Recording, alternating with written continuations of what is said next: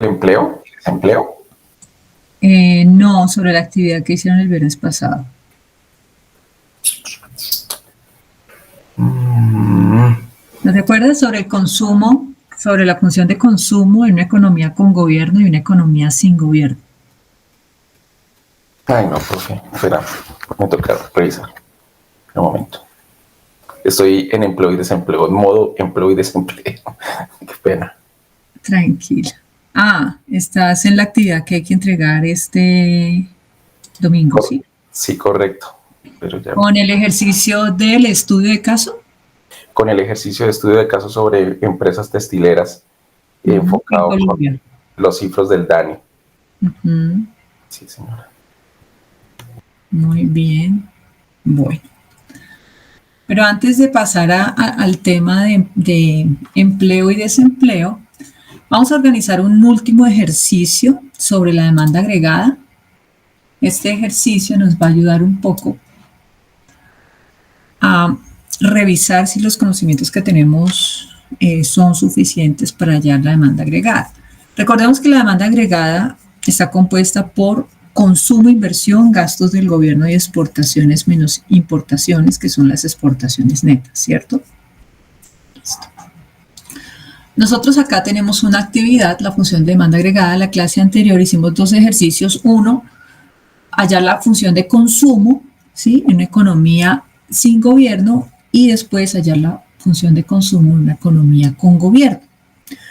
¿Cuál era el diferenciador? Que en una teníamos que sacar el ingreso disponible. Y el ingreso disponible era igual al ingreso menos los impuestos más subsidios. ¿Sí? Eso fue lo que hicieron la clase anterior, ¿cierto? Entonces hoy vamos a ver un ejercicio donde vamos a utilizar esa función de consumo, pero ya con economía abierta, es decir, donde hay exportaciones e importaciones, y donde tenemos que hallar ese consumo para buscar la demanda agregada. Recordemos que la demanda agregada en una economía cerrada es consumo más inversión más gastos del gobierno, ¿cierto? Entonces, aquí hay un ejercicio que les voy a explicar y lo voy a compartir acá para que ustedes lo puedan desarrollar. Y luego vamos a pasar al tema de empleo y desempleo, las clases de desempleo, para que puedan abordar de una mejor manera su trabajo que tienen que entregar este domingo.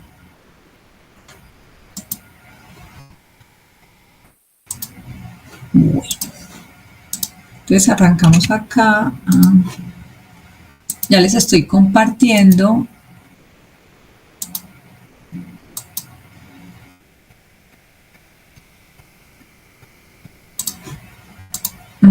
la carpeta también para que ustedes puedan ingresar.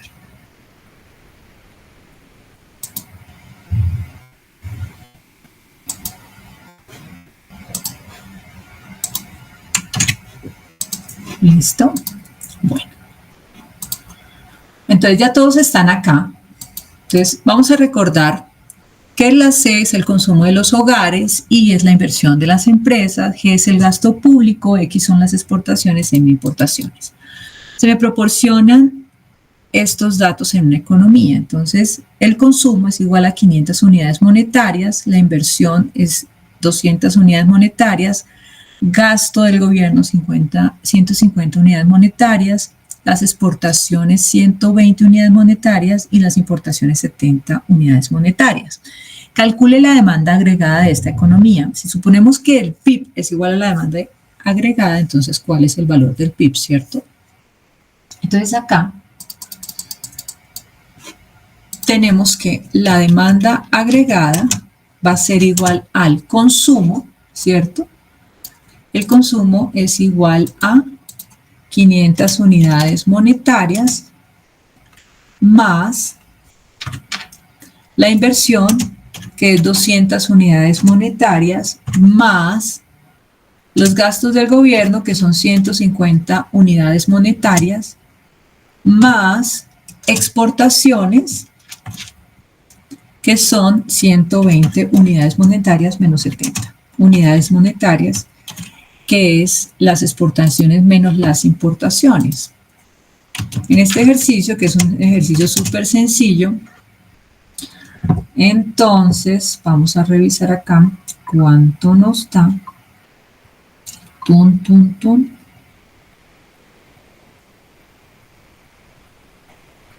Entonces acá tenemos 120 menos 70, esto me da 50.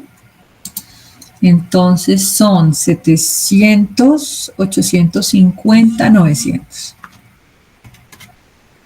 ¿Sí?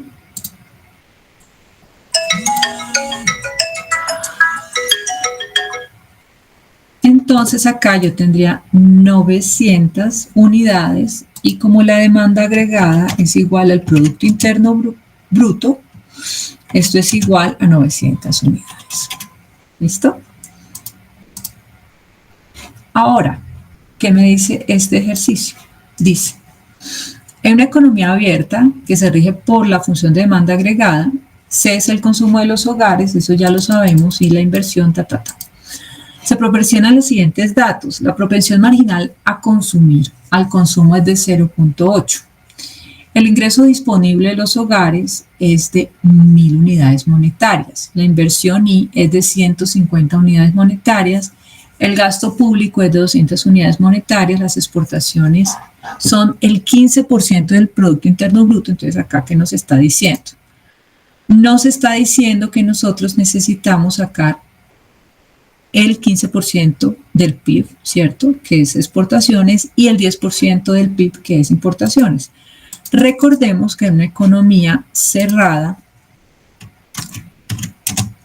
la demanda agregada va a ser igual al consumo más la inversión más los gastos del gobierno, ¿cierto?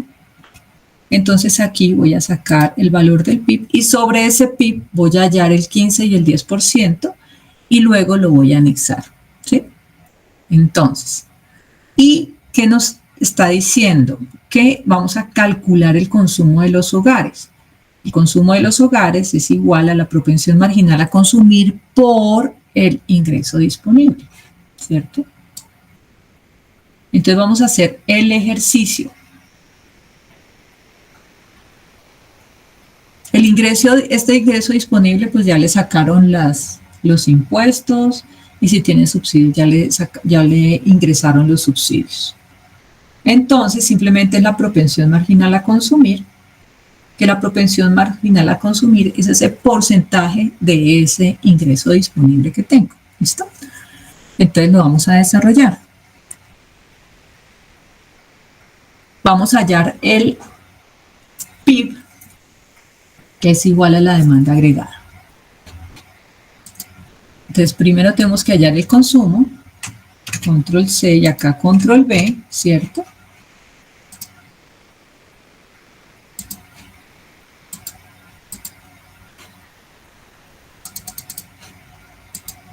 Listo. Y luego,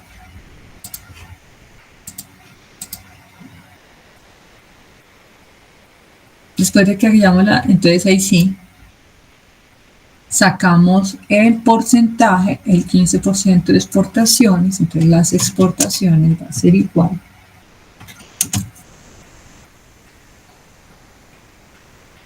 a Y por 0.15. Las importaciones, que son M, serán igual a Y por 0.10, ¿cierto?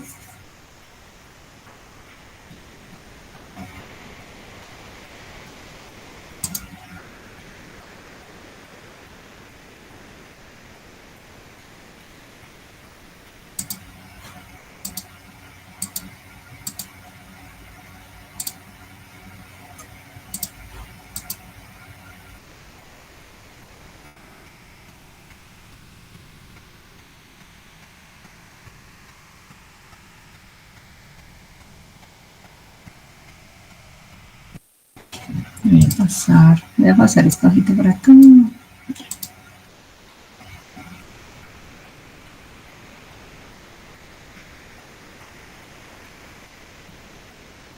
Entonces simplemente bajamos el ejercicio, lo desarrollamos y lo subimos.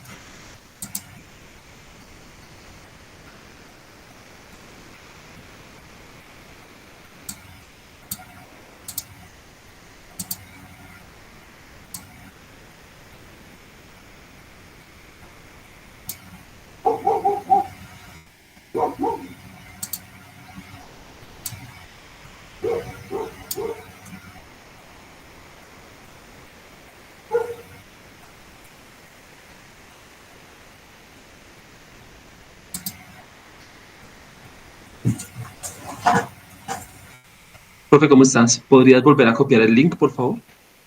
Claro.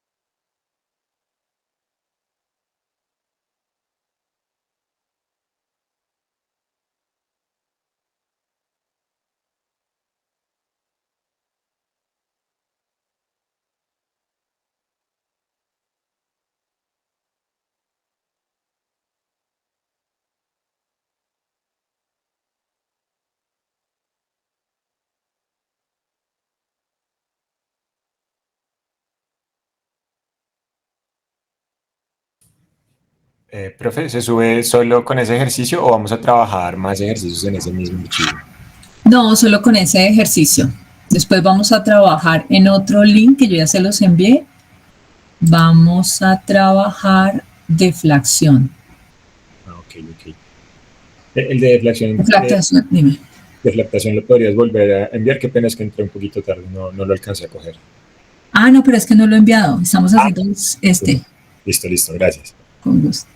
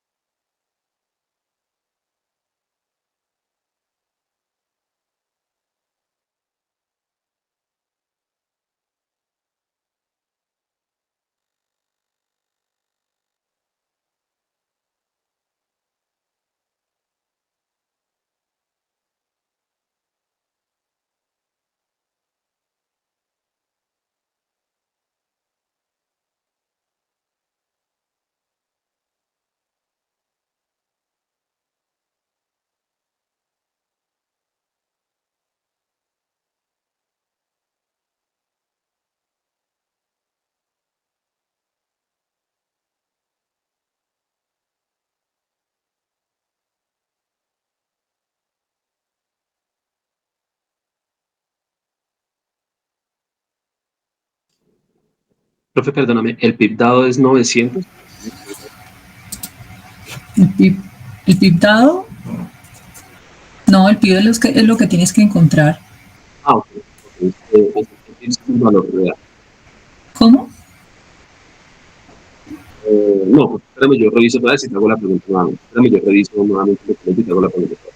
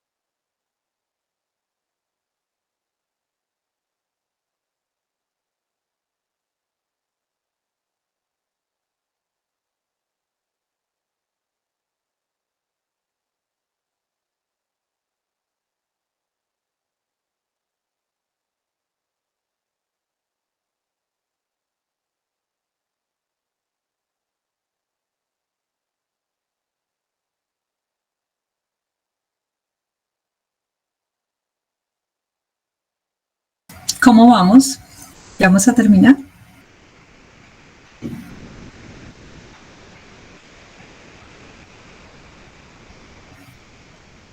¿No? ¿Tienen alguna duda? Profe, 5 minuticos y lo subimos para que lo puedas revisar. A ver si está bien o no. Ok. Gracias, Livanier. Qué pena con ustedes. Es que tenemos un tema allí en otra universidad y estamos revisando algunas matrículas antiguas. Pero bueno, lo siento por dejar mi micrófono abierto. No se preocupe, Lo profesora. siento. No suele pasar. Lo siento, lo siento. Qué pena. Hola, profe. Hola, Lady, ¿cómo estás? Bien, profe. Ay, qué pena. Es que yo entré un poquito tarde No te afanes, y estoy perdida. No sé qué estamos haciendo. Yo descargué ya como el ejercicio e intenté revisarlo, pero no sé qué estamos haciendo. Listo, Lady. Mira, estamos sacando el Producto Interno Bruto y la demanda agregada. Entonces, como la demanda agregada es igual al Producto Interno Bruto, entonces acá tenemos los valores de costos, inversión, gastos del gobierno y exportaciones netas. ¿Sí? Entonces, el costo, inversión y gastos del gobierno es igual a la demanda agregada en una economía cerrada. Entonces ahí vamos a utilizar esa demanda agregada para posteriormente sacar las participaciones de exportaciones y de importaciones. Entonces, exportaciones ahí nos dice, nos da el valor que es 15% de exportaciones y las importaciones del 10%. Ok. ¿Listo? Entonces, lo primero que vas a hacer es buscar el consumo y la variable de consumo está compuesta por la propensión marginal a consumir, que te dice que es el 8%, ¿cierto? Por el ingreso disponible de los hogares, que son 1.000. Entonces, lo que tienes que hacer acá para hallar la variable del consumo es multiplicar 1.000 por el 0.8%.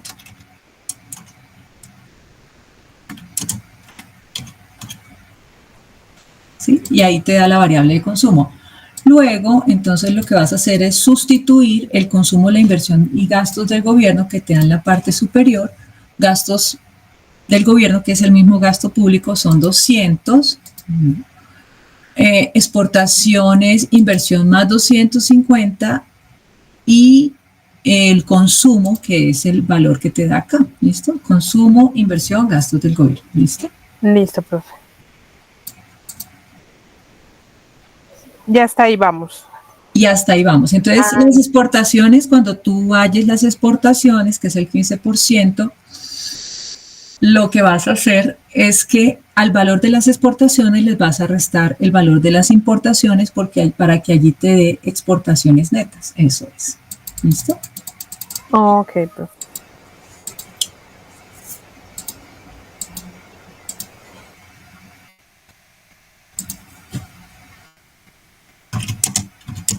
Exportaciones menos importaciones.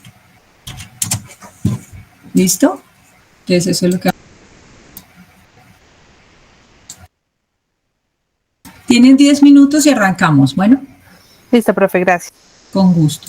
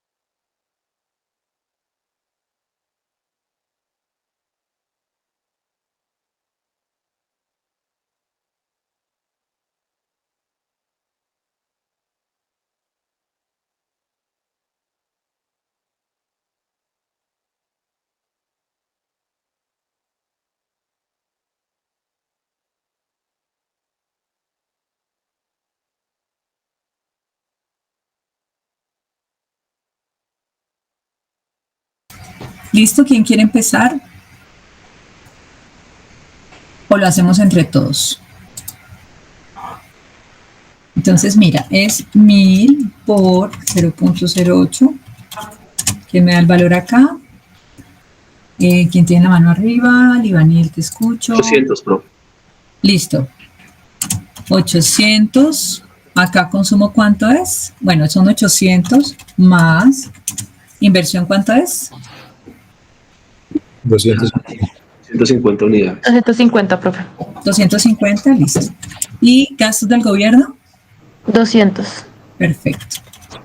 Listo. Esto nos da 1250.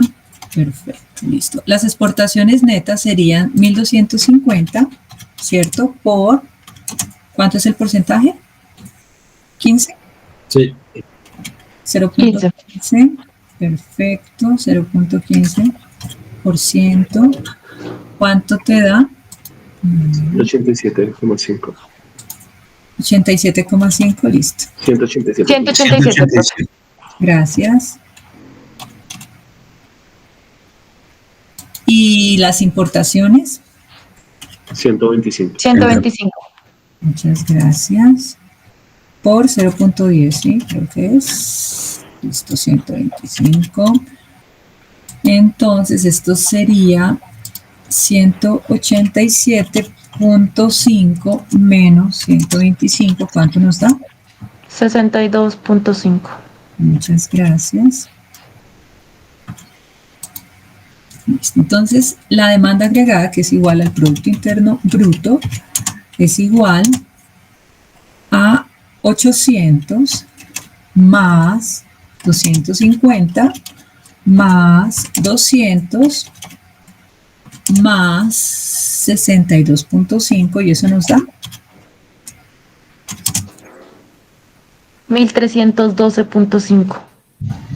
1312.5. Y acá tendremos el valor del Producto Interno Bruto. ¿Listo? Entonces, cuando no nos dan todas las variables, pues tenemos que sacarlas.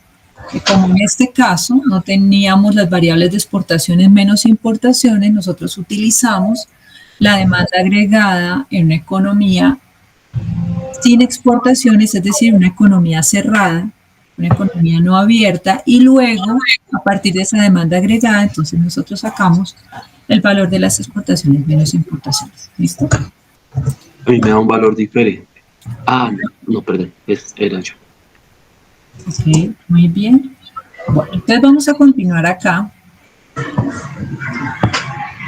con el ejercicio de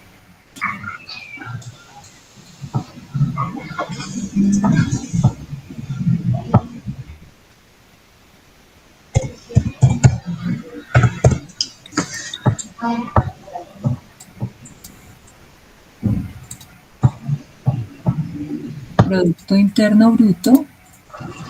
Listos. Nosotros ya tenemos el descriptor. Bueno, ya pasamos por esto. ¿Cómo les fue con el ejercicio? Bien, ¿cierto? ¿Tuvieron algún problema? Sí, profe, nosotros tuvimos un problema con el formato. Cuéntame. Nosotros realizamos como el ejercicio y cuando lo subimos no se veía nada. Pero esa fue de la actividad, ¿sí? Esa fue la actividad de entrega del 4 de agosto, ¿sí? Sí, perdón. Sí. Que es diferente al ejercicio de clase, ¿sí? Sí, ese me enredó un poquito en el ejercicio de clase, pero pues viendo como 3 veces la clase lo pude hacer. Ok, bien. ¿Y qué pasó con la actividad del 4 de agosto? Que nosotros la realizamos, profe, subimos el archivo y tú nos calificaste, o sea, como que pusiste de nuevo que tú no veías nada, como si estuviera en blanco, pero a nosotros sí nos aparece el ejercicio. No, ahí aparece ahí dice evalúe más. No sé si les mandé la foto. ¿No les mandé la foto? Bueno, les voy a mandar la foto porque a todos les aparece eso. O sea, no está raro, no, simplemente voy a mandar un print de pantalla, una impresión de pantalla para que ustedes lo vean. ¿sí? Y es que nosotros también, hasta yo misma tomé pantallazo como a las 2 de la tarde y se los envié a mis compañeros con el ejercicio como desarrollado. No, pero no lo tomaste pantallazo subido y visto en plataforma. Ah, no, yo lo tomé pues, como en el formato Sí, y se los envié por WhatsApp, sí. porque yo le corregí como algunas cositas ya cuando lo estábamos desarrollando entre todos. Ok. Pues si quieres, para terminar la clase a las 7:40, tú te quedas y lo revisamos. Listo, profe, gracias. Con gusto. Bueno, entonces vamos a trabajar acá las variables del PIB. Nosotros hablamos de exportaciones netas y las exportaciones netas se refiere al resultado que se genera al restar importaciones, exportaciones menos importaciones, generando los indicadores de la balanza comercial. La balanza comercial, espérate, yo voy a cerrar aquí el audio, los audios. Listo. Bueno.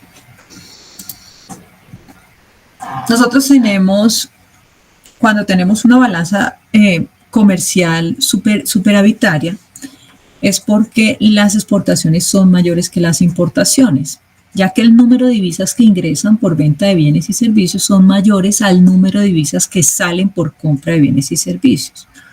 Nuestro país tiene una balanza comercial deficitaria y esto ocurre cuando las importaciones son mayores a las exportaciones, ya que el número de divisas que salen para comprar bienes y servicios pues son mayor al número de divisas que se obtienen de venta de bienes y servicios.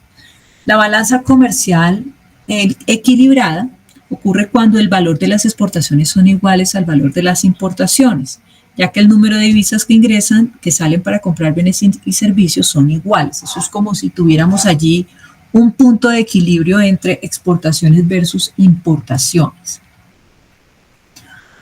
¿Qué pasa con la balanza comercial deficitaria? Lo que sucede es que el país deberá compensar la pérdida de recursos económicos a través de la emisión de deuda pública o privada. Incremento de la inflación como consecuencia de la devaluación del peso frente a otras divisas, ¿sí? ¿Qué pasa con eso? Cuando estamos muy devaluados, pues nuestra deuda externa pues se amplía, crece. Cuando se mantiene por mucho tiempo, se incrementa el valor de la divisa, generando devaluación y por consiguiente aumento de la deuda pública. Disminución del poder adquisitivo del peso frente a otras monedas como consecuencia de la devaluación. Pero además, como consecuencia de la devaluación, pues nuestros insumos o los insumos que nosotros importamos, pues hacen que los costos de producción de los bienes, de los productos y servicios finales, pues sean cada vez mayores. Ahora sí vamos a hablar de la inflación. Está definida como el aumento de precios de forma constante y sostenida en el tiempo, que genera una pérdida de poder adquisitivo de bienes y servicios de los consumidores. ¿Cuáles son las consecuencias de la inflación? Pues que puedo comprar menos con la misma cantidad de dinero que gastaba en el pasado, ¿sí? No es lo mismo diciembre del 2023 a diciembre del 2024 o diciembre del 2023 a diciembre del 2022. Todo el tema inflacionario hace que nosotros pues podamos adquirir menos bienes y servicios. ¿Por qué se genera la inflación? Se puede generar por sobreoferta de dinero circulante en el mercado, por eso pues el Banco de la República, como la banca central, lo que hace es que sube los encajes, y cuando la banca central sube los encajes, lo que pasa es que se suben las tasas de interés para préstamos de consumo. Entonces, esto hace que se contraiga la oferta monetaria. Entonces, para eso se genera una contracción de oferta para que exista poco circulante y las personas no estén interesadas en endeudarse. Las consecuencias, dificultad en la planeación de los gastos de las familias, ¿sí? Porque hay una pérdida o disminución en el ahorro. No es lo mismo que usted que usted haya gastado o que tenga planeado gastar 300,000 pesos en un mercado o 500,000 pesos en un mercado y 6 meses después 500 se conviertan en 700 o en 800, ¿sí? Hoy usted va a los hipermercados a comprar 4 cosas y son 200.000 pesos, ¿sí? Y a veces entonces usted dice, uy, pero es que esto ha subido muchísimo de precio. Claro, hay unas variables, por ejemplo, en los alimentos, en todo lo que tiene que ver con la canasta familiar, hay una variable que si se incrementa todo, y eso es la gasolina. Porque la mayoría de los alimentos que llegan a Bogotá vienen de otros municipios aledaños. Entonces todo el transporte es asumido dentro de los costos de producción. Bueno, nosotros tenemos acá la deflactación. La deflactación es el proceso de lo que vamos a hacer ahorita, es el proceso de ajustar una serie de datos económicos para eliminar el efecto de la inflación. Nosotros tenemos el PIB año a año y tenemos un PIB real y un PIB nominal. ¿Cuál es la diferencia? Que hay un PIB que está deflactado y hay un PIB que tiene incluido la inflación. Entonces, ¿para qué se hace la deflactación? Para obtener valores reales en lugar de valores nominales. Este ajuste permite comparar cifras a lo largo del tiempo en términos constantes. ¿Por qué en términos constantes? Porque siempre se elige un año base. Bajo ese año base, entonces nosotros vamos a multiplicar la cantidad de productos por ese año base y así vamos a tener ese valor sin inflación. ¿Cómo se realiza la deflactación? El índice de precios, se selecciona un índice de precios adecuado como el índice de precios al consumidor, es decir, el IPC, y el índice de precios o el índice de precios al productor. Esos índices lo que hacen es reflejar la variación de precios de bienes y servicios a lo largo del tiempo. Se selecciona un año base, se elige un año base, que es el año con el cual se comparan los precios, y allí, a través de eso, entonces podemos revisar cuál ha sido el comportamiento de los precios a lo largo del tiempo. Entonces, se utiliza la fórmula valor nominal sobre el índice de precios por 100. Entonces, nosotros vamos a hacer acá un ejercicio de deflactación para que ustedes puedan organizarlo. Voy a compartir aquí el ejercicio de deflactación. Vamos a aprender a deflactar.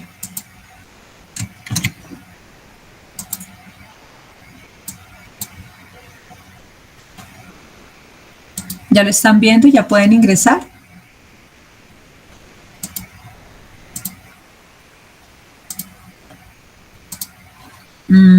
Sí. Sí, profe. Listo, perfecto. Entonces voy a poner aquí pues, van a poder ingresar en la...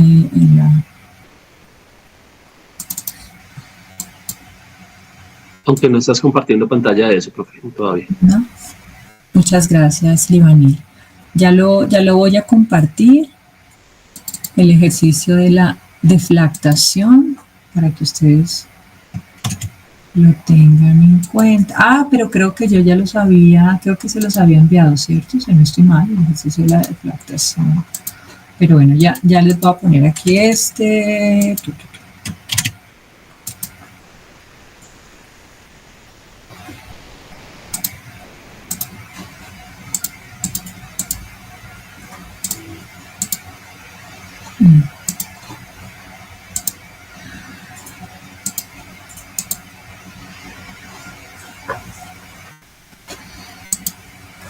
Listo, entonces aquí está. Vamos a deflactar con año base 2021. Este es el ejercicio. Vamos a hacer 2 ejercicios. Primero y es simplemente, esto es muy fácil, esto es 600 por 100 por aquí no, por bueno.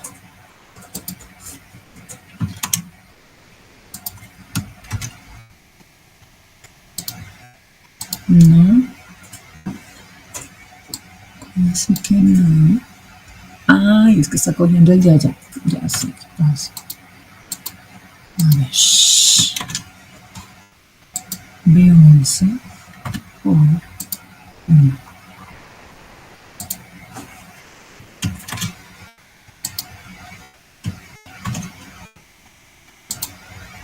Listo. ¿Listo? Multiplicar cantidad por precio. Perdón. Me da el PIB nominal a precios corrientes.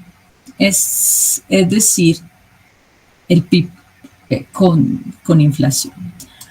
Aquí vamos a trabajar la cantidad por el precio de un año base. Entonces, el año base va a ser 2019. ¿Qué significa? Que voy a multiplicar 600 por 1000, 630 por 1000, 660 por 1000, ¿listo? Y luego acá voy a dividir, vamos a hacer el PIB nominal, sobre el PIB real, el que me dé acá, y aquí voy a tener el porcentaje de la inflación, ¿listo?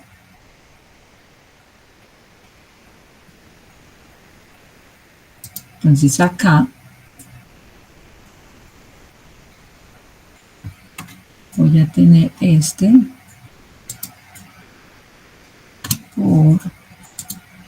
porque es esto mal es así. Es así. Es así.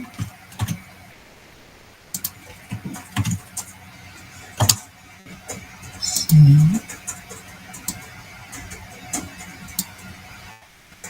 No. Por no.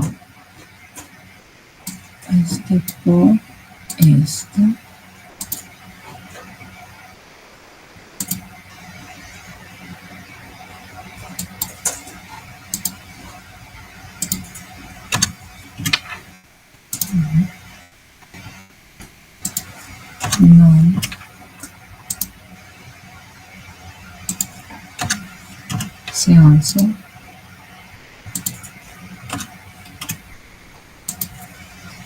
Listo.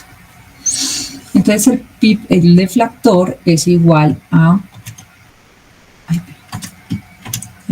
por el PIB deflactor, es el PIB nominal sobre el PIB del año base.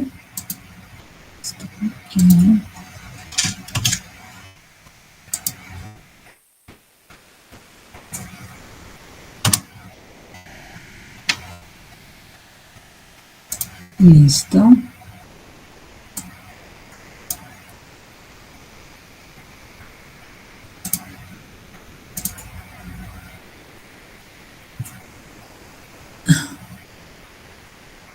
Y esto es 6%.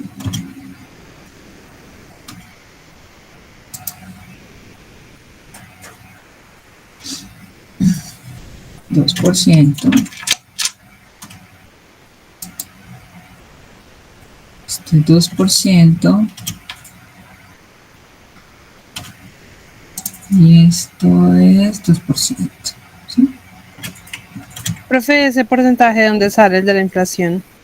Restar el año 19 menos el 10 en el 2020, 2020 menos 2021, 2021 menos 2022 y 2022 menos 2023. Pues al revés, perdón, es 20 menos 19, 21 menos 20, 22 menos 21 y 23 menos 22. Es eso.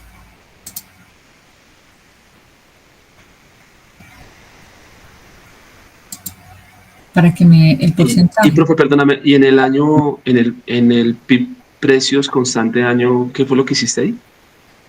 Precios constantes, multipliqué la cantidad por el año base, que es 2019.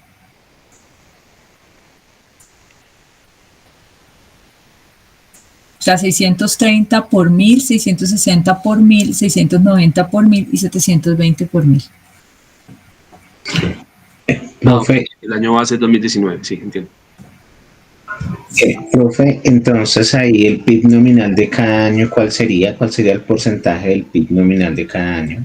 Aquí es de 1, o sea, el 100%. Aquí 106%, que es el PIB deflactor es pero esta es la inflación.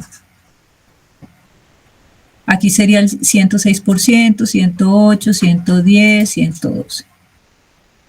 Que es dividir el PIB nominal sobre el PIB real. Profe, ¿y la inflación vendría a ser teniéndose en relación con el 100%? ¿Había? Sí, ajá, con la variación entre un año y otro. Digamos que aquí están los años, ¿cierto? Entonces aquí me dice la diferencia entre 2020 y 2019, 6%. La diferencia entre el 2021 2020, 2%. La diferencia entre el 2022 y 2021, 2%. Y la del 2023, 2%.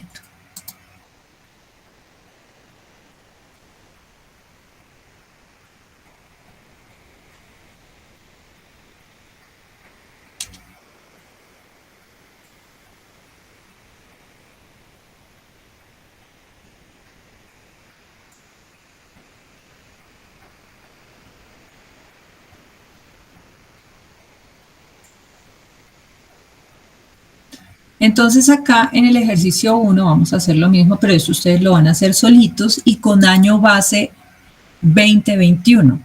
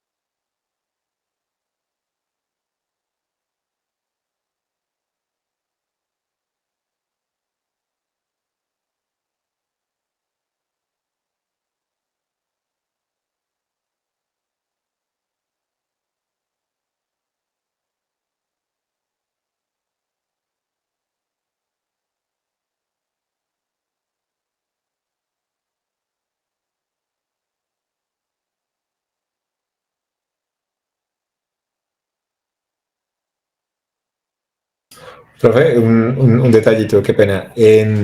Ahí en esa parte del ejercicio 1, en la columna de PIB nominal a precios corrientes, que ya está la información, no concordaría pues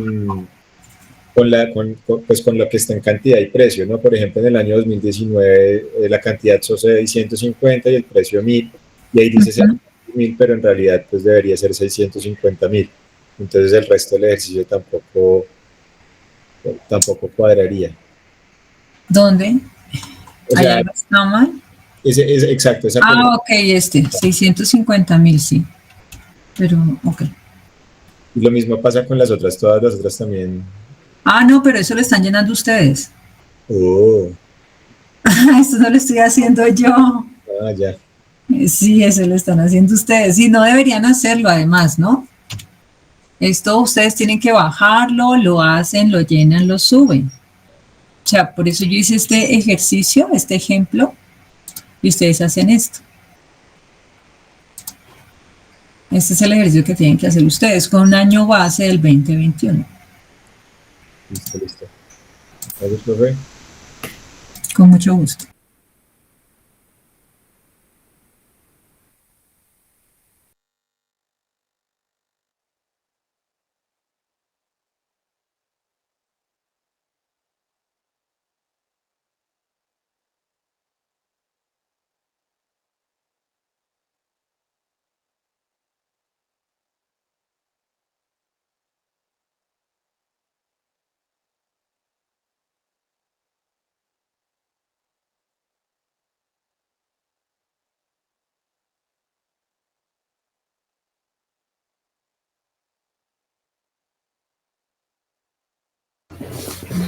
Profe, si el porcentaje nos da un 93%, entonces tendríamos al final una inflación de menos 7%.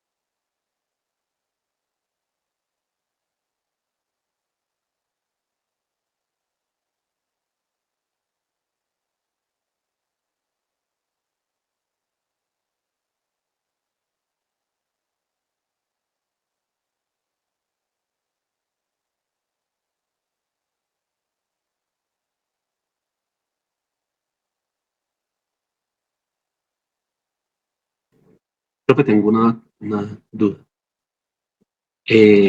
Cuéntame. En el ejercicio que tú planteas, uno en la parte ya de la inflación en la última columna, claro, viene descendente porque se está confrontando año tras año, pero en este ejercicio partimos desde la mitad. O sea, el punto de referencia, digamos, del 2019 es en 2021 o No. Tú vas a multiplicar. 2020. Ujú. No, mira. Tú vas a multiplicar 650 por 1080. 660 por 1080, 670 por 1080, 680 por 1080 y 740 por 1080. En PIB nominal vas a multiplicar 2019 cantidad-precio, 2020 cantidad-precio, o sea, 650 por 1000, 660 por 1060, 670 por 1080, 680 por 1100, 740 por 1120. PIB real a precios constantes, año base 2021, tú vas a multiplicar 650 por 1080. Sí. 660 por 1080, 670 por 1080, 680 por 1080 y 740 por 1080. ¿Listo? Y luego, pues vas a dividir el PIB nominal a precios corrientes sobre el PIB real. Y luego vas a restar el PIB deflactor, o sea, lo que te dé, que es 2020 con respecto al año anterior, para que sabemos cuáles son los incrementos y ahí vamos a tener la inflación. Listo, profe, gracias. Ayer.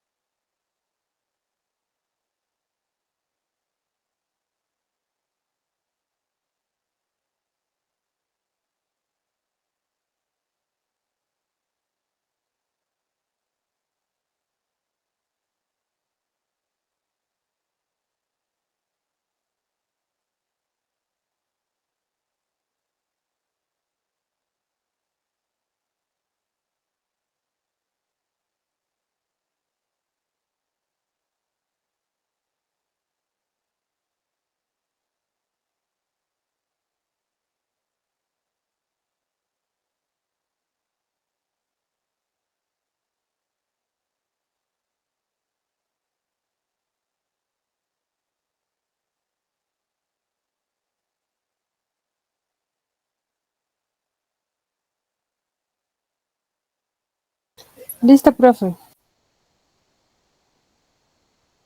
Muchas gracias. Listo, entonces, ¿ya todos están? ¿Quieren exponer? Entonces la exposición va a ser de esta manera. Bueno, no, pero vamos a hacerlo. Ahí hay valores negativos, ¿cierto? Sí, señora. Listo, perfecto. Entonces vamos a ver esto y ya me van a decir, ustedes ya van a exponer. Entonces, vamos a revisar este.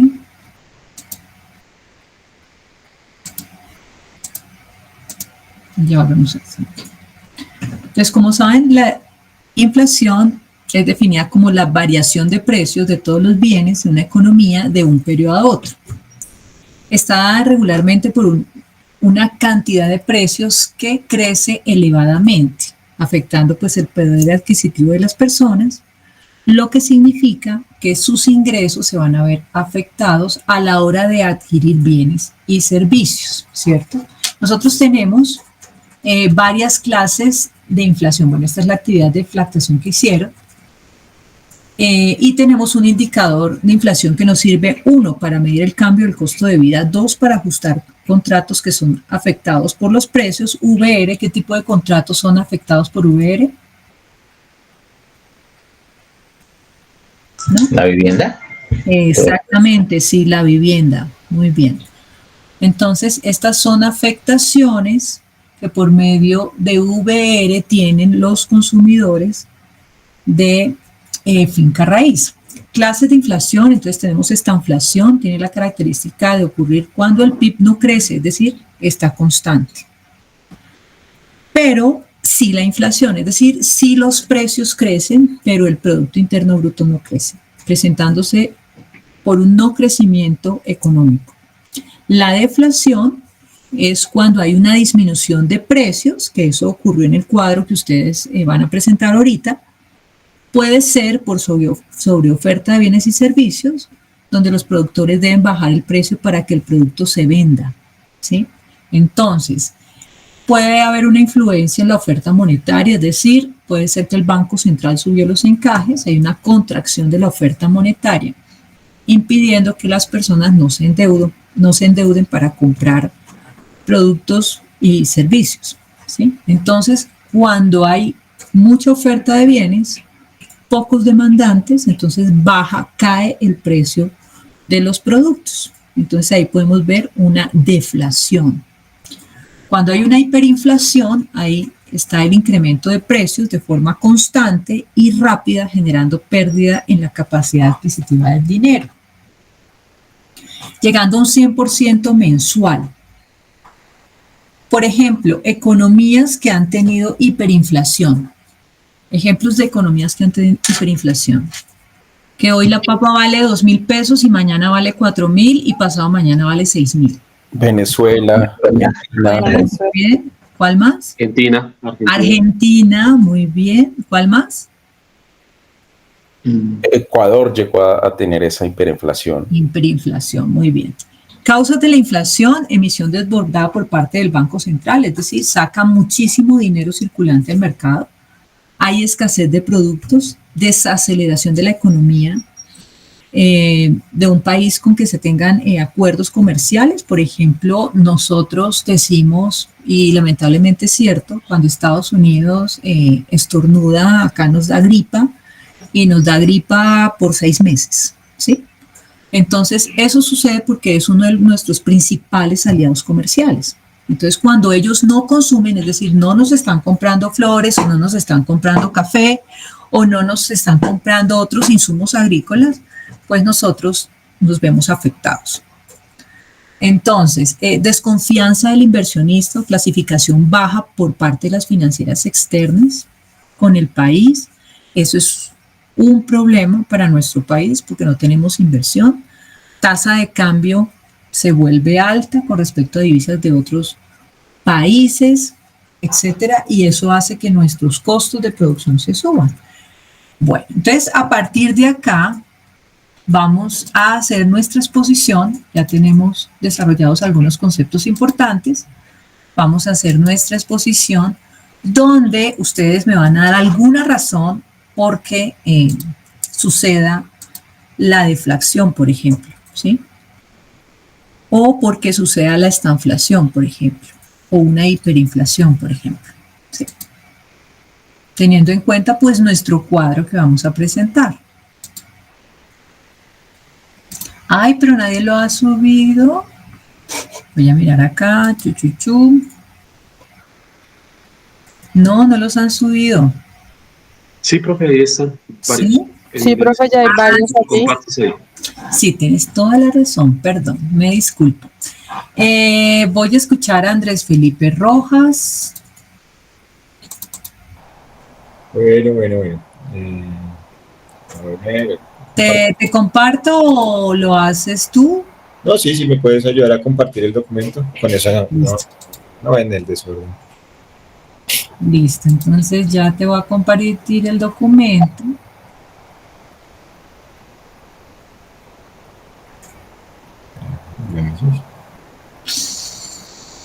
Es que mi computador está un poquitico lento, pero bueno, vamos a tener paciencia. Ahora sí está cargando. Muy bien. Bueno, Ok, ya casi. Listo. listo. Entonces, Yo sobre... subir acá un poquitillo para que se pueda ver mejor la letra. Yo creo que ahí está súper bien. Ahora sí que escuchamos que tiene contigo. Dale. Listo. Creo que es el que hice ejercicio 1, ¿no? O este.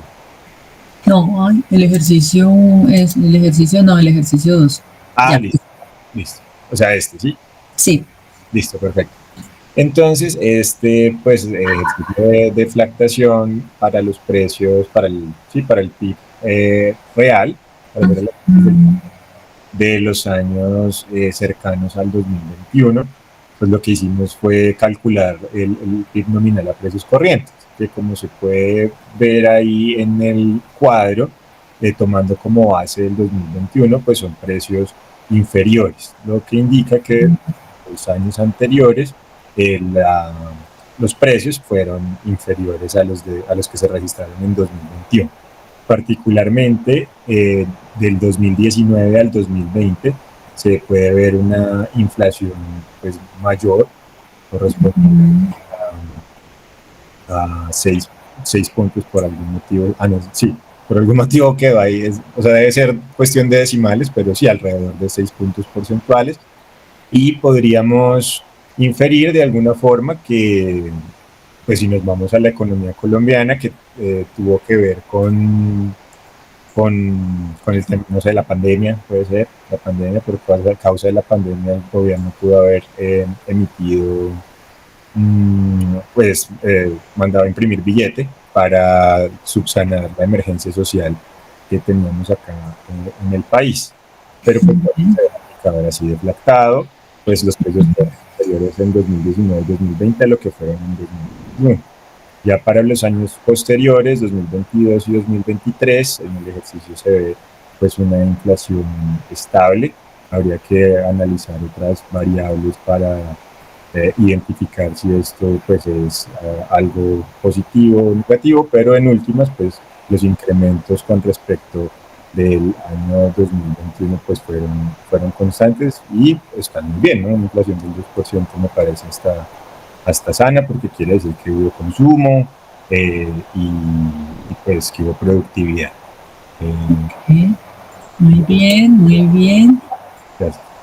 Listo, ¿quién más? Seguimos. Julián Bernal. Te escuchamos, Julián. Hola, profe, ya comparto. Bueno, creo que yo te voy a compartir acá. Creo que cometí un error a lo último. No te preocupes. Con la inflación, porque se me olvidó y tomé los valores con el 93%. Ok. Yo creo que era con el de 1800. No, pero mira. Si fuera así, sí, también, porque es 2020 menos 2019. Ok. Bueno. O sea, es el año siguiente con respecto al año anterior de la inflación. Sí, o sea, yo cogí acá como tal el 93%. Ahí sería, mira, ahí sería 5%, no negativo, sino estaría así. Ok. Esto sería 2%.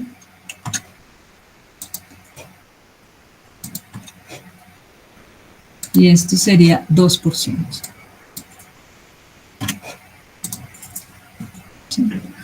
Bueno, más allá del resultado, lo que yo quiero es que ustedes me den alguna razón por qué hay un crecimiento o por qué hay un decrecimiento de los precios, de acuerdo con los conceptos que acabamos de ver.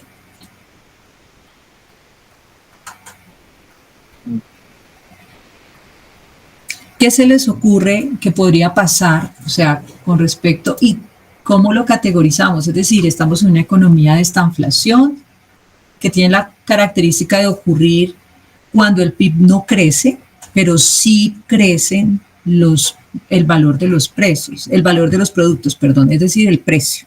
El valor de los productos sí crece, pero el Producto Interno Bruto no crece. O sea, no crece el consumo, no crece la inversión, no crecen los gastos del gobierno, no crecen las exportaciones netas. Pero sí los precios de los productos. O si estamos en una deflación, una deflación, cuando hay una disminución de precios por sobreoferta de bienes y servicios y las personas no tienen dinero para comprar, ¿cierto? Entonces, cuando pasa eso, ocurre que estamos en un periodo o vamos a entrar a un periodo de recesión económica. Dime. ¿Quién me va a preguntar? Sí, no, yo estaba pensando en un escenario así, que quizás una deflación podría deberse una deflación, perdón, podría deberse a una sobreoferta de alimentos, que hace que los productos, pues por supuesto, bajen mucho más de precio, y ahí pueden pasar dos cosas: o el consumidor no tiene para comprar, o el consumidor sencillamente ha comprado todo lo que necesita y más bien hay realmente por algún fenómeno climático quizás, hay sobreoferta en algunos productos que tienen mayor incidencia en la canasta familiar. Ajá, sí, eso puede pasar, y eso pasa en nuestro país, en algunas zonas del país. Por ejemplo, nosotros podríamos decir que, por ejemplo, en algún momento en departamentos como Boyacá pueden tener un problema de disminución del precio, por ejemplo, de la papa, ¿sí? Entonces, es tanto que en algunos, no sé si aquí hay alguien de Villavicencio o de los alrededores, es tanto que los campesinos regalan los productos. Entonces, regalan el mango, ¿sí? Regalan las guayabas. ¿Por qué? Porque el precio está por debajo, incluso no cubre ni siquiera los costos de producción. Lo que pasa también ha pasado con la leche. Con la leche también. Ha pasado con la leche. Recuerdo siempre, bueno, cuando escucho en cuanto cierra la carga de café, recuerdo que hubo, no sé, así hace 4 o 5 años, quizás más, la carga de café llegó a estar en 700.000 pesos, lo cual hizo que el gobierno tuviese que intervenir, y cuando la carga no sube de determinado valor, el gobierno la paga. O sea, es como que lo mínimo que va a recibir un cafetero por la carga es un valor que el gobierno tiene trazado. Entonces, eso era porque en su momento había mucha oferta, y la caída del dólar también hacía que eso les jugara en contra a ellos. Muy bien, muy bien. Así es. Por eso, una de las razones por qué nace la Federación Nacional de Cafeteros es esa. Es decir, hay muchos microempresarios que cultivan café, muchos campesinos, muchos dueños de fincas y haciendas. Entonces, lo que hicieron fue crear la Federación Nacional de Cafeteros para que ellos, de alguna manera, regularan el precio del café en el mercado, ¿sí? Y no solo en el mercado nacional, sino en el mercado internacional. Entonces, cuando en el momento en que exista una sobreoferta, es decir, todos llegan al mismo lugar a vender, ¿cierto?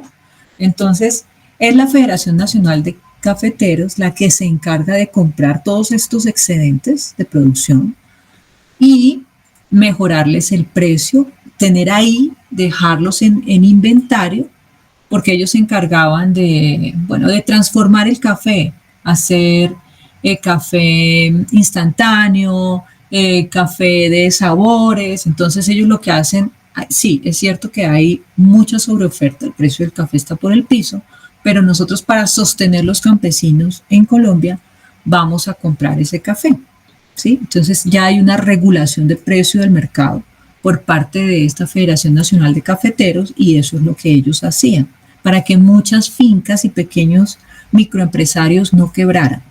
Entonces ellos eran como los reguladores del precio en el mercado. De esa forma lo hacían. Bueno, ahora, nosotros hemos tenido hiperinflación en algún momento de nuestra historia.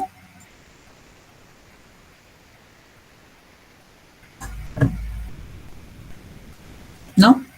No, no sé, profe, ¿hay algún valor desde el que se tenga? Yo recuerdo cuando era pequeño había un comercial con una actriz y creo que en ese entonces la inflación estaba en el 16%. Pero no sé si eso puede ser llamado creo que de lo que yo tengo memoria, 16%, y el comercial invitaba a las personas, creo que a reducir el consumo y demás para poder bajar la inflación. Sí. Ok, ¿en qué momento de la historia pasó eso? Yo creo, estoy a punta de memoria, yo creo que eso tiene que ser entre el 90 y el 94 más o menos, periodo Gaviria quizás. Sí, ¿por qué? ¿Por qué crees que sucede ese tipo de Por cosas? la apertura económica, no sé, profe, no es que... ¿No? Racionamiento quizás, racionamiento. ¿No se te ocurre algo? ¿Algo Racionamiento. cultural en Colombia? Racionamiento, profe.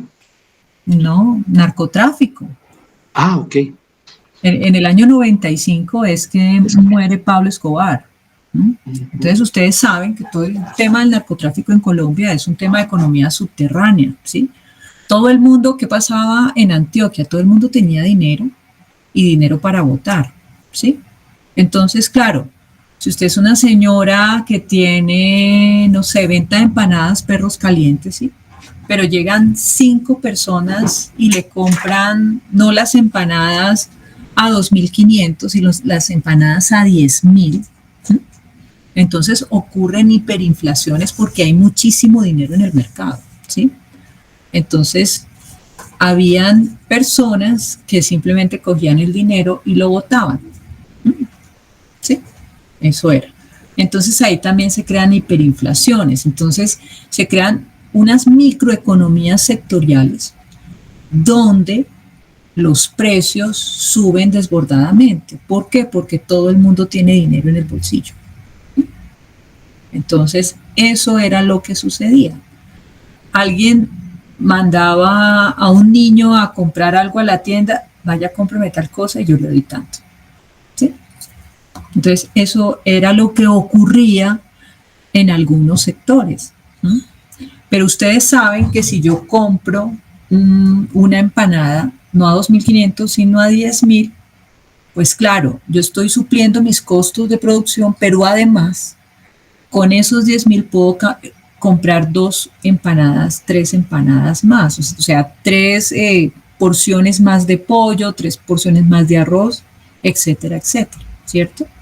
Entonces, claro, hay una reactivación rápida de la economía y de todo el sistema, pero con dineros pues que no son legales.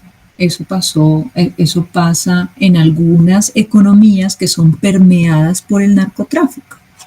O incluso cuando está el boom del petróleo. Cuando está el boom del petróleo, ¿qué pasa? Ustedes iban a Orito Putumayo y allá estaba la refinería, estaba una multinacional en un municipio donde un trabajador pues se ganaba 5 millones de pesos en el año 1997. ¿Sí? Entonces, ¿qué pasaba ahí? Claro, todo el mundo tenía dinero, los precios de las cosas se incrementan y ahí hay una hiperinflación incluso sectorial y regional, porque solamente hay. ¿Sí? Usted va a comprar algo y dice, pero no, ¿cómo? Ni siquiera en tal lugar. Sí, porque todo el mundo tiene dinero, tiene con qué pagar a la empresa o a la persona que me está vendiendo. ¿Sí? Porque el dinero no es escaso, todos tienen. ¿Mm? Entonces ahí podemos ver algunas hiperinflaciones. Entonces usted dice, pero ¿cómo así que la empanada hoy vale 2.000 o en ese momento costaba 2.500 y la señora me está cobrando 6.000? Sí, me está cobrando 6.000 porque con los 6.000 igual las vende. ¿Sí? Profe, una pregunta. Dime. Para hacer frente a esa deflación y no caer en una recesión económica, ¿qué medida se debería tomar? ¿Deflactación o deflación? Es que la deflactación es cuando nosotros le quitamos la inflación, ¿cierto?, a el PIB nominal. La deflación. Eso. nosotros, ¿qué podemos hacer cuando hay pérdida? ¿Por qué hay pérdida? ¿Por qué la gente no consume en realidad? ¿Por qué no consumen las personas? Digo? De pronto porque, pues creería yo que primero porque pierden el poder adquisitivo, tal vez. Exactamente. Porque pierden el poder adquisitivo, entonces tenemos que ver indicadores como el desempleo, ¿cierto? En el país se ha disminuido, se ha aumentado. Ahora, nosotros tenemos desempleos sectoriales, ¿sí? Esos empleos sectoriales son desempleos que solo se da en un sector en particular. Tenemos también desempleos cíclicos, ¿sí? Son desempleos que se ajusta a lo que ocurre según le va a la economía, ¿sí? Pero también tenemos desempleos estructurales que solo afectan a un sector económico. O alguna zona del país. O alguna zona del país, ajá. Por ejemplo, desempleo estructural en Bogotá, en la época de Claudia López, por ejemplo, ¿sí? Digamos que en ese gobierno, ¿qué pasó? Porque es que resulta que la economía está articulada también a la política económica, ¿sí? No se puede desligar. Y la política económica viene de un gobierno, ¿sí? Que quiere hacer A, B, C, D, E, ¿cierto? Entonces, ¿qué pasa en algunos gobiernos dentro de la economía o dentro de algunos sectores en particular? Por ejemplo, el sector de la construcción se vio afectado por una política que ella empleó, y la política es, en Bogotá no se hacen viviendas de 37 metros cuadrados a 40 metros cuadrados para una familia de 4 personas, ¿sí? Entonces, ¿qué pasó con el sector? Pues separó la construcción de viviendas y se desplazó hacia los municipios aledaños. ¿Ustedes no se dieron cuenta de eso? Entonces, claro, ¿dónde construía? Bueno, varias empresas. Yo compré en ese momento, yo vivo ahora mismo en Mosquera. Exacto, ajá. Y en la zona en la que yo vivo en Mosquera, yo vivo en una ciudadela en esa ciudadela hay 12 conjuntos y cada conjunto tiene 700 apartamentos. O sea, eso es otro pueblo básicamente. Y la gran mayoría de personas que viven, por lo menos en mi conjunto, son personas que vivían en Bogotá, vivíamos en Bogotá y trabajamos en Bogotá. Exactamente. Vamos a vivir a Mosquera. Claro. Entonces hay un desplazamiento de la demanda, ¿cierto? Y las personas empezaron a comprar su vivienda en municipios aledaños a Bogotá. El costo de la vivienda es más económico, ¿cierto? Y los metrajes son mucho más amplios. Entonces no es lo mismo comprar una vivienda de 70 metros cuadrados en Zipaquirá o en Tocancipá que comprarla en Bogotá, ¿sí? Entonces, esos traslados de demanda que se fueron para los municipios aledaños. ¿Qué pasó en Bogotá? Lo que pasó en Bogotá fue que se generó un desempleo estructural, ¿sí? ¿Por qué? Porque las constructoras ya no estaban construyendo ninguna unidad de vivienda en Bogotá porque no era posible por política pública, ¿sí? Entonces, ese es el problema. Entonces, algunas políticas de gobierno desestimulan las ofertas, en este caso, oferta de vivienda en Bogotá, y eso genera desempleo estructural propio del sector, ¿sí? Ahora, ¿qué hizo este nuevo alcalde? Entonces dijo, no, vamos a volver a conectar el sector de la construcción con la economía de la ciudad y vamos a permitirle que vuelvan a construir. Entonces, ahora, ¿qué están haciendo? Están construyendo apartamentos de 37 a 40 metros por 225 millones en adelante. Entonces, claro. Entonces ahí vuelve otra vez las grandes constructoras a intentar otra vez construir en Bogotá y con él se empieza a incentivar, a reactivar la economía. Entonces, ustedes saben que no es solamente la construcción, es el cemento, es la mano de obra, bueno, todo, la pintura, etcétera, etcétera, etcétera, ¿sí? O sea, cada elemento que se necesite para la construcción de la vivienda es lo que se va a reactivar en la economía, ¿sí? Entonces, por eso es muy importante un sector, porque un sector ajusta la reactivación de otros subsectores. Perdón. Entonces, eso es fundamental. Entonces, aquí vemos desempleos estructurales por política pública, ¿sí? Ya se quita esa política pública y otra vez vuelve el empleo al sector en particular. Bueno, ¿quién más quiere participar? Eridaniel Elber. No, perdón, Libaniel. Sí, profe, pues me quedó parecido a ese que tienes, nos quedó parecido a ese que tienes allí. Y pues ya y pensábamos en eso, en la importancia de los precios de los alimentos en la inflación como tal. O en el peso que eso tiene en la inflación. Sí, esto es muy importante porque nos ayuda a nosotros no solo ver el número como tal, sino que es ver el número en el contexto socioeconómico actual, ¿sí? Cómo nos afecta y por qué nos afecta. Entonces, esto es fundamental. Por ejemplo, ¿qué pasa? Bueno, te voy a escuchar, Libaniel, acá estás. ¿Sí lo estás viendo? Sí. Como te decía, los valores similares al documento que acababa de mostrar. Sí, y considerábamos el peso del precio de los alimentos en el factor, en el indicador inflación. Entonces, a mayor oferta de productos que tienen un peso importante dentro de la canasta familiar, eso jalona, por supuesto, los precios hacia abajo, los tira hacia abajo, lo que hace que eso se vea, lo que hace que al final se vea comparado con el siguiente año, sobre todo si al otro año vuelve a la normalidad. Entonces uno podría pensar que subió todo y no, la verdad es que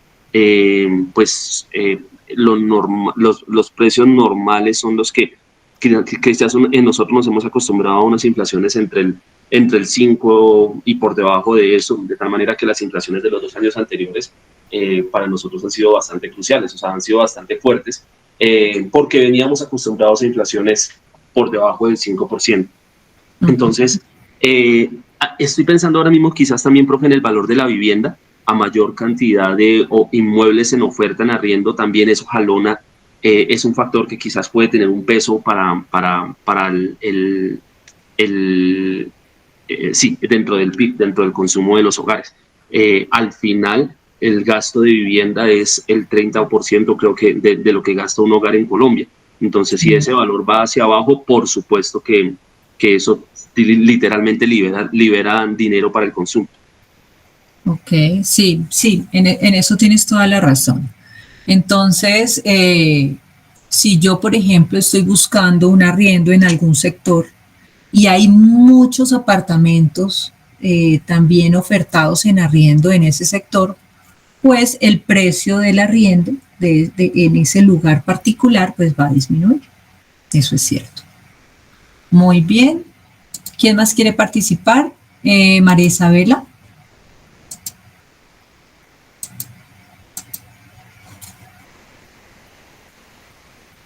¿Sí? María Isabela, ¿no? ¿O Camilo Murcia?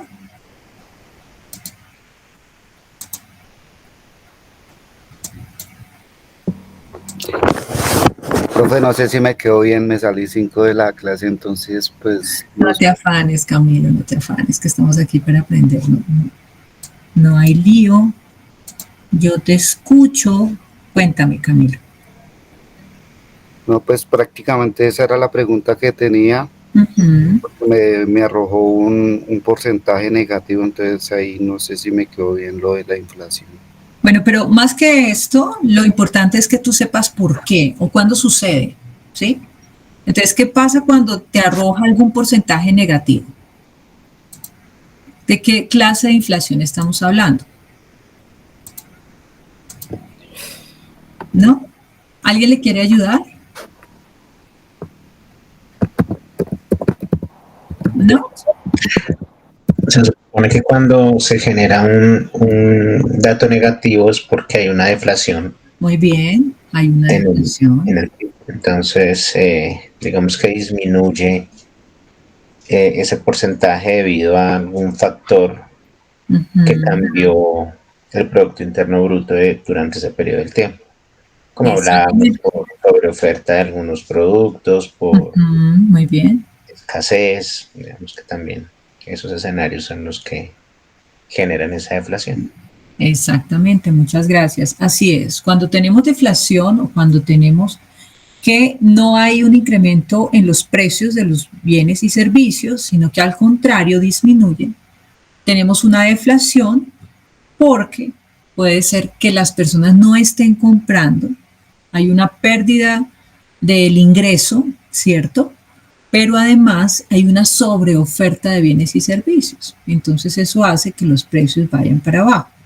Entonces allí tenemos una deflación. ¿Qué pasa cuando tenemos una estanflación? Cuando tenemos una estanflación, lo que sucede es que la economía no crece, ¿sí?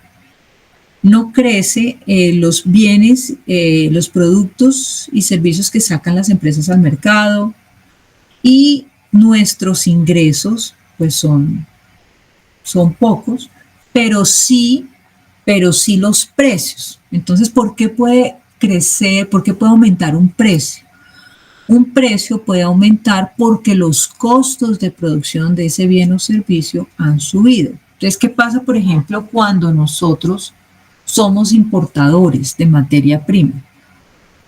O somos importadores de materia prima, básicamente. Entonces, claro, cuando tenemos un tema de evaluación, pues nuestros precios de costo de producción, nuestros costos de producción, pues se van a incrementar. Y con ello va a incrementar el precio del producto en el mercado, ¿no? Y miren que la capacidad de producción no ha incrementado, ¿sí? Por eso hablamos que el PIB se mantiene constante. Aunque el PIB se mantiene constante, la bicicleta ya no vale 500,000, la bicicleta vale 1,000,000 de pesos, ¿sí? Por ejemplo. Entonces, la bicicleta vale 1,000,000 de pesos, no estamos produciendo más bicicletas, es decir, tenemos los mismos stock de los años anteriores, pero la bicicleta sí subió de precio.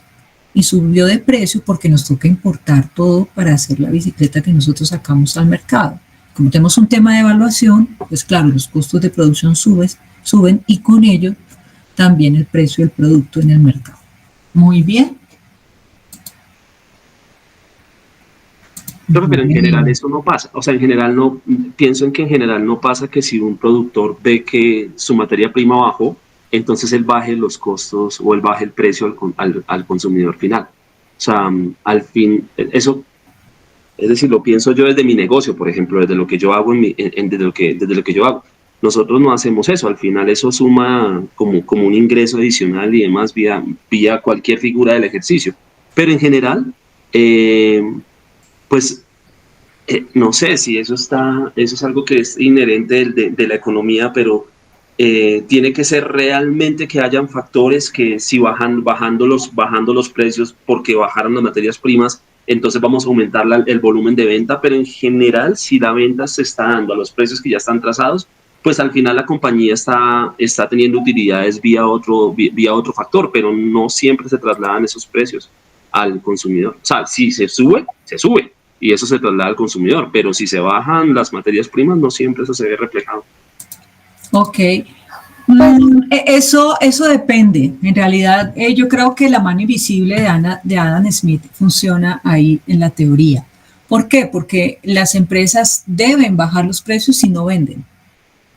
O también si mi competencia también está vendiendo mucho por una diferencia pequeña, ahí uno ve que tú no estás vendiendo, digamos, el mismo producto que la competencia, pues ahí yo tengo que volver a revisar y bajar mi precio sí o sí para poder también ser competitivo.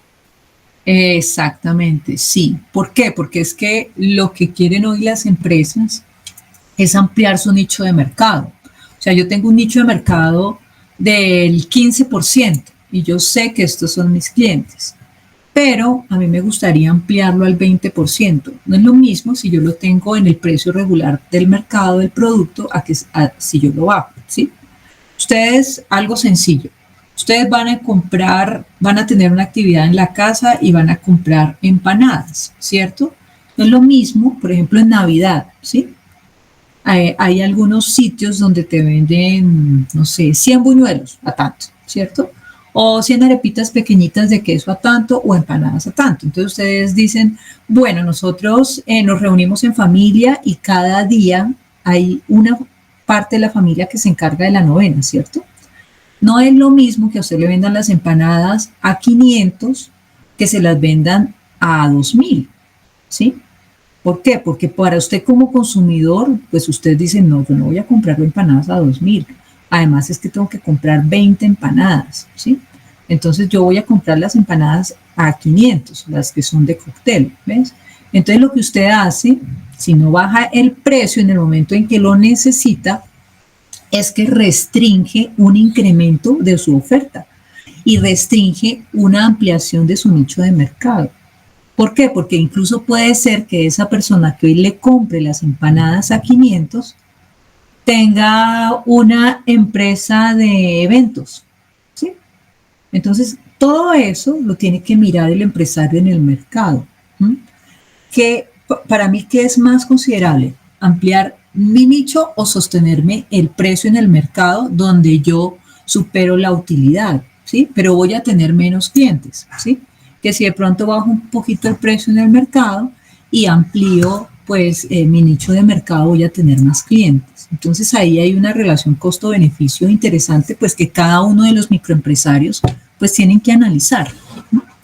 Entonces se pueden ver las dos opciones. Bueno, entonces vamos a dejar hasta acá. La próxima clase nosotros continuamos porque voy a abordar, bueno, nosotros ya vimos aquí, ya les voy a mostrar para los que están haciendo la actividad, ¿cierto? Nosotros hablamos hoy de clases de inflación, ¿cierto? Hablamos de, bueno, de empleo y desempleo. Bueno, nosotros tenemos una actividad de empleo y desempleo, ¿cierto? Yo les hablé sobre algunos desempleos, unas clases de desempleo que era el desempleo estructural. Pero ¿qué es el desempleo? El desempleo es la situación que padecen pues las personas que desean trabajar y no encuentran una actividad económica para obtener ingresos. Esa ausencia de empleo se denomina desempleo. Y estas empresas tienen algunas caracterizaciones, es decir, nosotros tenemos desempleos estructurales y friccionales, ¿sí? ¿Cuándo tenemos desempleo, por ejemplo, friccional? Cuando las personas se encuentran buscando empleo, quieren cambiarse, o sea, no es que no estén empleadas, están empleadas, pero quieren cambiarse de trabajo, ¿cierto? O posición laboral. Y también tenemos el desempleo cíclico, que es el tipo de desempleo que se ajusta o ocurre según le va a la economía, ¿sí? Por ejemplo, nosotros tuvimos desempleo cíclico en la época de la pandemia, ¿cierto? Pues la economía entró en pandemia, ¿cierto? No hay la misma venta de bienes y servicios. Muchas personas quedaron desempleadas, pero surgieron unos nuevos empleos informales, ¿sí?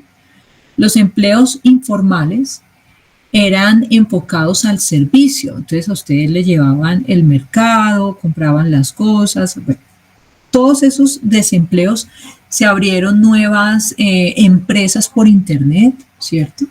Esos nuevos empleos son empleos que se generan por una coyuntura económica, una coyuntura socioeconómica en particular. Entonces tenemos desempleos cíclicos que se ajusta de acuerdo a cómo le va a la economía. Tenemos desempleos estructurales que son desajustes que se generan en algunos sectores en particular. Entonces yo les hablaba del sector de la construcción, o hay otros sectores. Entonces hay sector de servicios que se ven algunas veces afectados por alguna política pública. Entonces aquí tenemos los desempleos. ¿Qué tenemos que hacer acá?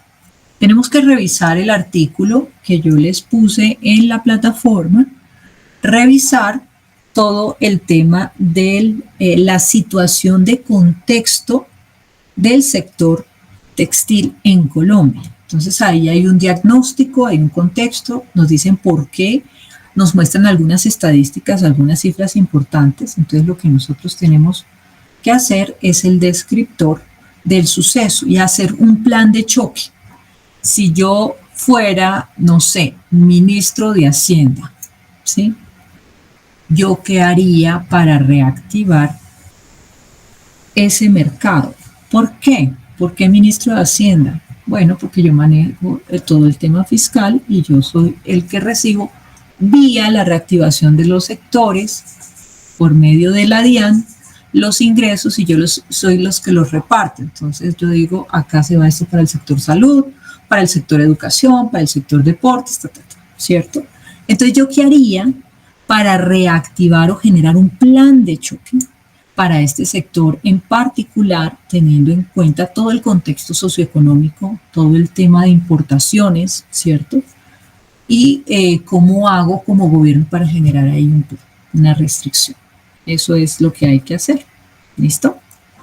Bueno, entonces vamos a dejar ahí. Muchísimas gracias. Y nos vemos la próxima clase.